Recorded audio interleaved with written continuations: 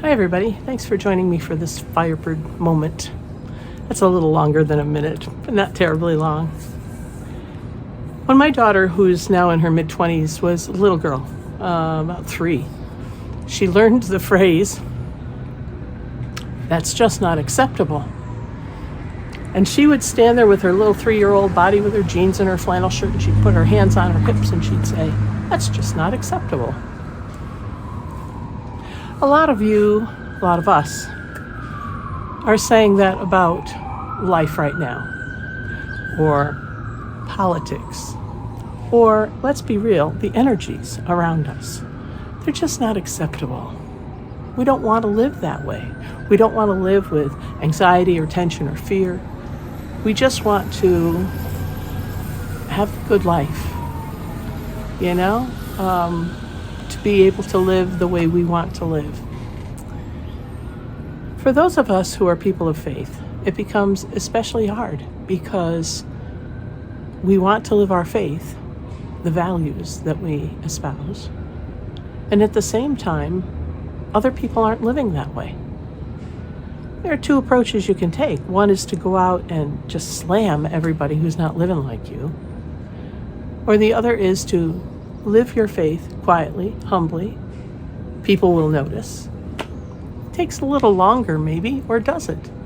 Might be longer to get them to notice, but the effects are far longer lasting. What's acceptable? If you are, as I am, a follower of the way of peace, where everyone is included, because that's what my teacher, the J guy from Palestine 2,000 years ago, that's what he teaches me, then it's not to go out looking for a fight. It's not to go out swinging a punch. And it's not to go out baiting people. He didn't. He's the one who turned the other cheek. He's the one who walked the extra mile. He's the one who forgave 70 times, 7 times. He's the one who drew the circle wide so that everyone was welcome. And as a result, his attitude changed their attitude. It wasn't just his, it was the whole group around him. Those new folks were welcomed in, shown the error of their ways just by example. He did it differently. And no matter where we are on the political spectrum, across the world, there is this energy that's brewing. We've all been feeling it for years. The historian Phyllis Tickle talks about how every 500 years there is a shift in humanity, a shift in our values.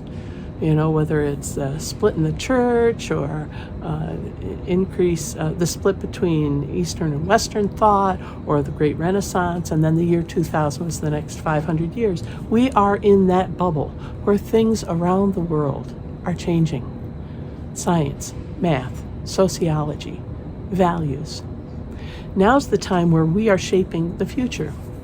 I heard something yesterday that said the energetic movements are so intense that the best thing that we can do is to be nesting, building the space inside us and inside our immediate surroundings where the new can find life. The speaker likened it to preparing a room for a baby before the baby comes home, before the baby is born. You build the room. We need to be building the rooms inside of us and inside of our small communities so that they can grow and be built in the larger communities, because this is not a 100-yard dash. This is a marathon for humanity. And we may not see the culmination of our work in our lifetimes, and you've got to be okay with that. Take the longer look, for crying out loud. We have got to be building the space in the larger room, in the larger world, so that the new can populate it, the new energies, the new feelings, the new value system, so that we can continue. That's my message for you today. If something is just unacceptable, build your world small enough where you can accept everyone. because everyone is acceptable. We just have to get over ourselves. Don't give up your values, but don't pick a fight. Stand strong, but be humble. Speak gently, not harshly, right? Build the nest, do the nesting, and build the room for the world you want to live in.